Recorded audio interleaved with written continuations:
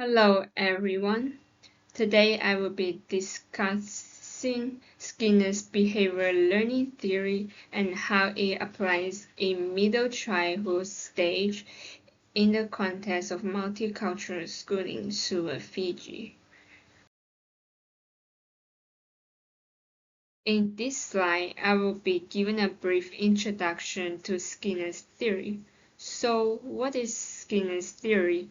Basically, Skinner's theory emphasizes on the role of reinforcement and punishment that shapes one's behavior.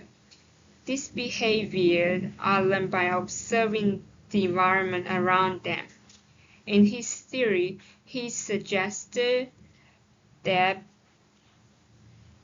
behaviors are learned and can be modified through upward conditioning, where the desirable behaviors are encouraged, whereas the undesirable behavior are discouraged through various forms of punishment. Skinner's theory is important that one form, such as reinforcement, can enhance inequality learning, provided that the children are learning in a healthy environment. In classroom, rewarding participation like verbal praise such as "good job" can help the children engage in learning. This theory is more relevant during middle childhood stage of development, that is age from 6 to 12. They begin to think more logically and can understand the consequences of certain things. This stage of development can influence children's academic and social behavior as they grow up. Now, moving on to the importance of middle childhood in human development. This is one of the most important stages in human development because during this stage, the children will slowly improve their logical reasoning, language, and social skills. Children will also develop their cognitive skills, such as problem-solving skills and social skills, by interacting with their peers. For example, if someone consistently rewarding their effort done in school, can really help them in shaping their academic and social behaviors that last in their life. A choice environment has a strong impact on the development in which help children thrive cognitively and also emotionally.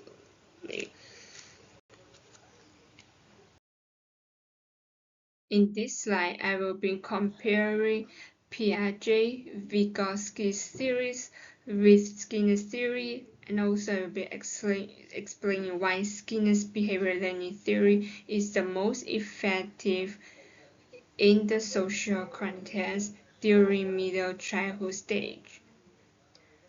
Piaget viewed learning as a natural cognitive development process which requires time for a child to become more mature to know certain things. However, in a structured school settings in Fiji, especially where students come from various backgrounds, reinforcement strategies ensure that all children engage actively regardless of their cognitive development stage. Similarly, Vygotsky emphasizes on the social and cultural context learning, while Skinner's focus on the reinforcement and behavior shaping in Suva, Fiji, where diverse language and tradition influence learning. Direct reinforcement such as verbal praise, rewards, and structure discipline taught by teachers help the children acquire essential behavior more effectively than relying on peer-assisted learning alone. As you can see in Skinner's theories, it offers clear expectations and immediate feedback, which enhance in discipline and motivation in learning. Living in a society where respect and cultural values are emphasized, the reinforcement strengthens that both academic and social responsibility, suggested that Skinner's theories approach proves to be the most practical one. Well, there are two types of reinforcement, positive and negative. First, I will be talking about positive reinforcement.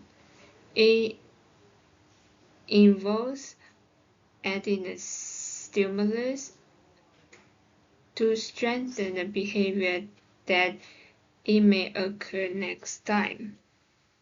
It is important in shaping one's behavior because it enhances motivation in learning. In schools, teachers motivate students with rewards and praise that encourages them to excel in their academic performance. In Fiji, holistic approaches should be put into place. In school, teachers motivate students with praise. At home, parents and elders reinforce good behavior through traditional proverbs and blessings.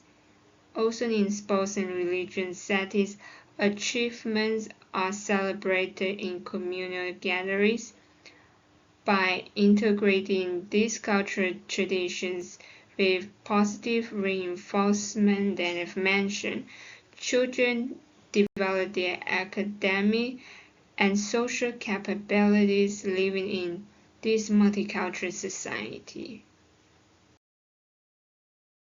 Next one will be negative reinforcement.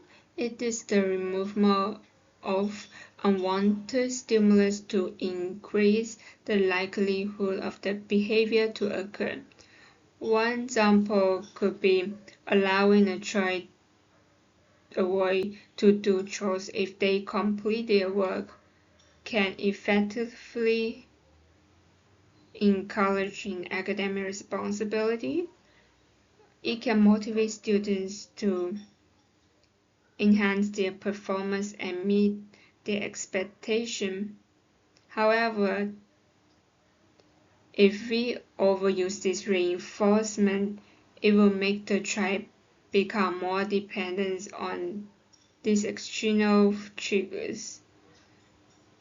Appropriate approaches needed to be adapted to align with the student's cultural background to avoid overuse for effective learning. Now, moving to two types of punishments. The first one is positive punishment.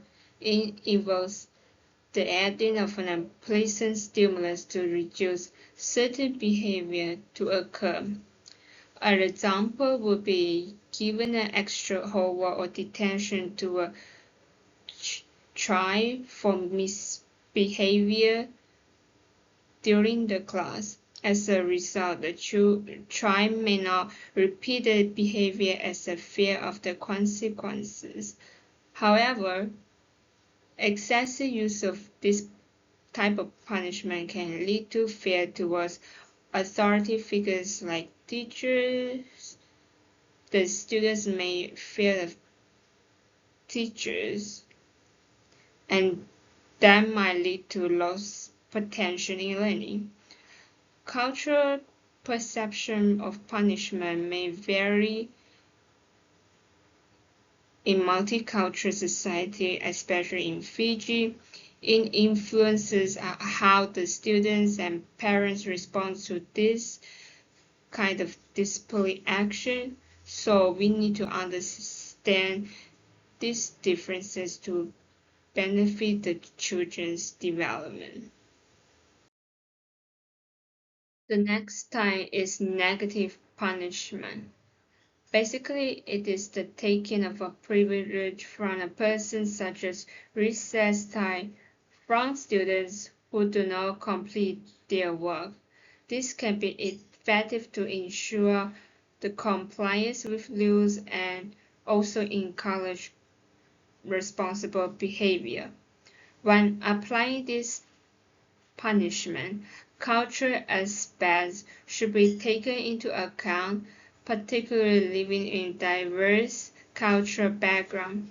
As we know, different people will have different personality and cultural values, and we have to find ways that can encourage the effectiveness of maintaining good behaviors and the removal of those misbehaviors. In this slide, we get to know that culture plays an important role in shaping children's development that influence their academic motivation and also social discipline.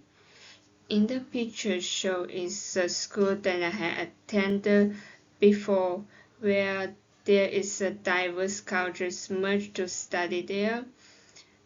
The education system emphasizes on traditional and modern learning strategies to create a better learning environment. Teachers use praise, rewards, and encouragement to reinforce good academic performance and also exchange of culture. For instance, a Fijian student learn Mandarin receive verbal praise, which strengthens their motivation. Also, students who show respect across cultures are socially reinforced through their peers. By learning diverse perspectives can enhance the value of education as the children develop academically, socially, and culturally with proper application of Skinner's approach in their daily life. To sum up with my presentation, Skinner's behavioral learning theories provide valuable tools for shaping behaviors, especially during middle childhood stage of development. It is important as it is an immediate learning process that will have an impact on children's behavior. With correct approach of reinforcement and punishment can motivate children's learning and social skills. As they develop, the children develop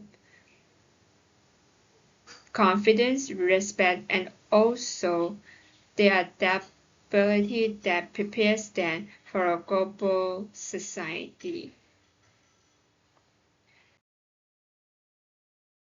So that's the reference where I got the pictures and the resources from, and that is the end of my presentation, and thank you for listening.